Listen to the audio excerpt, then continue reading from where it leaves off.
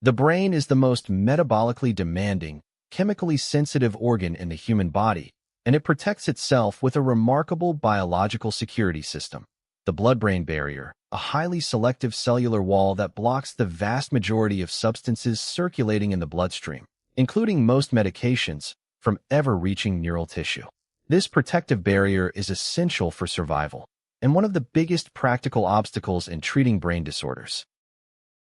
The blood-brain barrier is formed primarily by specialized endothelial cells lining the brain's capillaries, joined together by tight junctions that are considerably more restrictive than the junctions found in blood vessels elsewhere in the body, preventing most substances circulating in the bloodstream from passively diffusing into brain tissue. This structure is supported by astrocytes, star-shaped glial cells that wrap around brain capillaries and help maintain and regulate the barrier's selective permeability, along with parasites that provide additional structural and regulatory support. Despite its highly restrictive nature, the blood-brain barrier is not simply an impermeable wall. It employs specific, selective transport mechanisms allowing essential nutrients the brain needs to function, including glucose, amino acids, and oxygen, to actively cross into brain tissue via dedicated transporter proteins, while simultaneously blocking most pathogens, toxins, and large or hydrophilic molecules that could otherwise damage sensitive,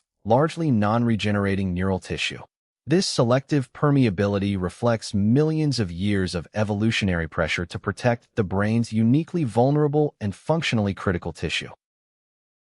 The blood-brain barrier's protective selectivity creates one of neuroscience and psychiatric medicine's most significant practical challenges. An estimated 98% of small molecule drugs and virtually all large molecule biologic drugs cannot cross the barrier in therapeutically meaningful concentrations, severely limiting treatment options for brain tumors, neurodegenerative diseases, and even some psychiatric conditions, since a drug that works perfectly well against a target elsewhere in the body may prove completely ineffective for a brain-based condition if it cannot actually reach the affected neural tissue. Most successful psychiatric medications, including SSRIs, antipsychotics, and benzodiazepines, are specifically designed during drug development to possess sufficient lipid solubility and appropriate molecular size to passively diffuse across the blood-brain barrier's lipid-based cell membranes. A critical design constraint that substantially limits the chemical space of possible psychiatric drug candidates compared to medications targeting organs outside the protected central nervous system,